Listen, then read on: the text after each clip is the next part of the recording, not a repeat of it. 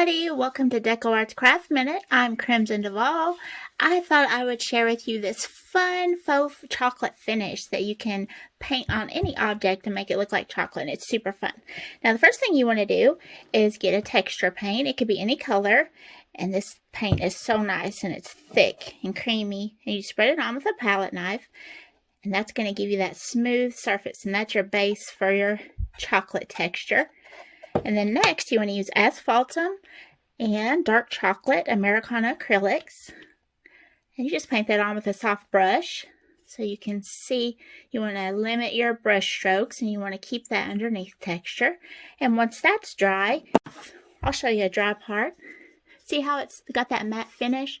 To get that extra chocolate look, you want to use our soft touch varnish to finish it. And it gives it that perfect sheen. It looks like chocolate. I hope you try it out. See you tomorrow. Have fun.